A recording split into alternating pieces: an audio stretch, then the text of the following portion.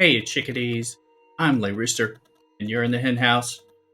I bet you thought I was going to talk about incursions, but today we're going to leave that strangely attractive dumpster fire that's hard to avoid watching for another video. Right now, we're going to talk about the Officer Battle Pass. CockADoodle. Let's get into it. Okay. Why? Well, let's talk about officer sourcing and the Officer Battle Pass, good and bad issues, things to think about, things to reflect on in the structure of our game, Star Trek Fleet Command, and the direction that we want it to go, hopefully.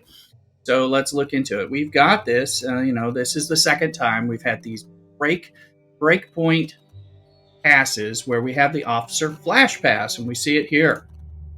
And so in this one, we have a nice trio of officers that have some different needs. We have Makinen on the free path, pretty exclusively here. She is by far the sexiest of the Scandinavian miners out there in the game for sure. And I say that even after watching New to Pring from Strange New World. So let me know in the comments what you think. Anyway, so she's actually a pretty useful mining officer, and when you compare her as a green on top officer, that makes her even better. So again, can do some general speed ups as well as increasing isogen mining for speed ISO mining, which is actually possibly an underrated tribute, especially when she's on the bridge and doesn't have to be the captain. That's good. We have Galron, he of the crazy eyes. All right. Yes. And again, he's part of the anti-Trinity rising PvP related officer. So a good one to be getting, and not to get. Also, we down in the pay version, we have Rom. Rom, the known for starting a union, being an engineer, and somehow being one of the best darn officers to captain busting up and blowing up a station. You can figure out what Scopely's trying to say about that, because I'm not going to comment. But he's great. You really need him for that. If you were involved in incursions that just ended, which of course we'll see if they keep crashing the game as we recover. Hopefully not. He was a great one to use when attacking stations and all that, and is somebody that you do want to have and want to get to. And he is an epic and well worth an epicness. These guys are not that easy to get. I was looking at it. Makinen has appeared in a few different ARC stores and event stores from time to time. She's not really sourceable. So it's nice that she's coming free. So again, this is good. The free path here. The truth is, these flash passes, if we want to kind of shout out to Rev Deuce, who's talked a little bit about, throwing in more stuff, people might very well like to take a break from the game in between the battle passes. So having these going on is kind of like, oh, I was going to take a break, but I fear like I'm missing out. That's actually probably part of the point, I think, from the Scopely perspective. So we'll talk about that, though. So being able to get some free Makinen points is good, and as a positive in the game. We're getting some Galron crazy eyes, all right, because you need those googly eyes as you go in your battles. Need to build that up. Rom, again, we do need them now. What some of the things I do want to point out. Last month we had Jayla, who is, I know, one of the officers I'm trying to work on, and it's going slower than I want and is very poorly sourced.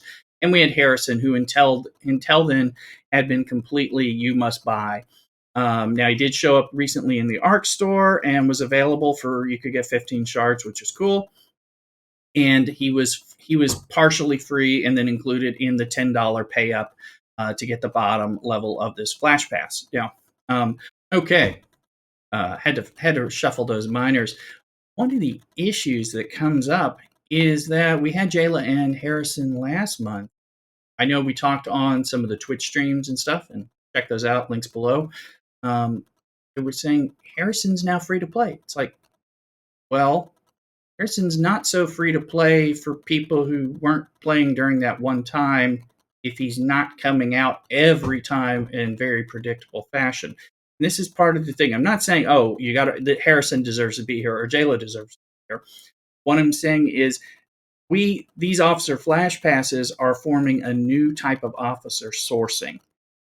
And that creates a randomness that you have to watch out for. You can grab some stuff if you're playing, But if you're not, you're missing out. So you can say, who cares? You snooze, you lose, people miss out. Well, one of the issues, though, is people who are looking for these officers or any of the other officers that Scopely decides to put in here. But one of the issues is Scopely putting different officers in these battle passes, the one we'll get next month or what have you. It does mean we get some free officers, and for $10 you can decide to buy up a little bit. That is a good thing.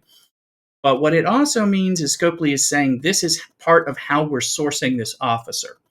Now, that might sound like kind of a duh moment, but it means typically, if they're sourcing them through the random cycling in the officer flash pass, they're not becoming easier to grind and obtain in some other way. Don't expect them to show up in a transporter pattern, which I know the greens and the blues aren't going to be showing up there too much anyway.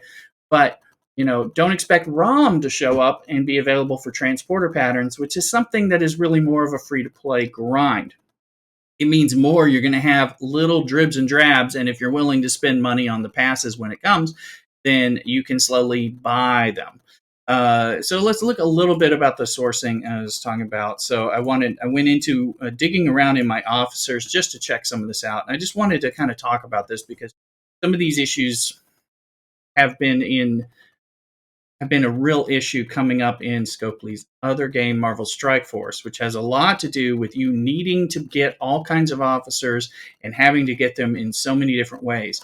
One of the keys that they have in that game, which is a negative, is you not knowing when to expect that you can work on getting someone, so you have to jump on things, or you think you may have to buy a pack that turns out you didn't need and you wouldn't have bought if you knew something was happening in another week or two.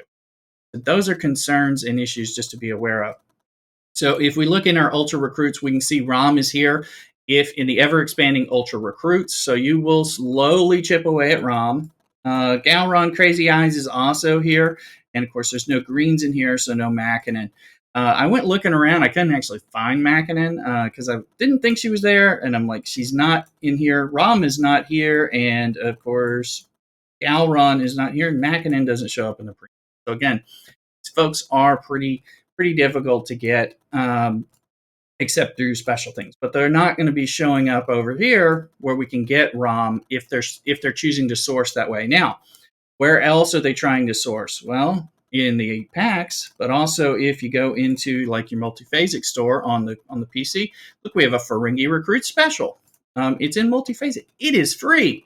It is free if I spend money and have multiphasic credits, which I do, and many of you do if you buy battle passes, so you can cash in on them when they happen. But this is another example of sourcing. So people that are available in a Ferengi Recruit special over here for multiphasic, meaning you can buy it to earn credits to then spend and try to get him, which is not as good as like transporter pattern turn-ins and things like that. This is considered a sourcing method, so you're not going to see him able to be ground out and gotten better or quickly. And that's part of the thing. It's difficult, and so you spend some money. So he's over there, and of course we have the Ultra Recruits, which we know those are worth getting, and they sell them for a good bit of money, and you can earn them slowly, or you can work hard, often needing to spend resources that may have required some money and or a lot of grinding in order to get them as well. So I just wanted to talk a little bit about that because we do want to watch how officers are sourced. There's a lot of officers. We're honestly getting more and more officers. And again, shout out to Rev Deuce, who was talking and warning about the power creep with Strange Tuna and those groups with the Enterprise killers on battleships. Because as we get more officers that you really got to have, especially if you're participating in incursions or these other types of events that are recurring and happening and have payouts, then we need to be able to source them. And if they're getting sourced in these ways that are kind of random, difficult to predict, and hard to get to unless you're staying in the game a whole lot, which you can do, and many of us do, but you still are on a slow path. When's Harrison coming back? For those of you looking for him. When's Jayla coming back? Not sure. Looks like Jayla may be popping up and giving us a surprise visit for Labor Day. We'll have to find out. It could just be deceptive art. Not that they would do that, right? Anyway, let me know, and give us a like and subscribe. Chime in down below in the comments and let us know what you're thinking about officer sourcing. Is this a good thing? Is it a bad thing? Like I said, it's good that we have it. It's just not great that we don't have better ways, more reliable ways to source some of these officers, especially if you're trying to do things free to play or low to spend. So let me know. Come check us out and subscribe. We're getting closer to 1,000 subscribers, and we are going to do some Pike hair cosplay once we get there on stream. So check us out on Twitch, Discord, all that stuff. The socials, links below. Take care, and cock-a-doodle-doo.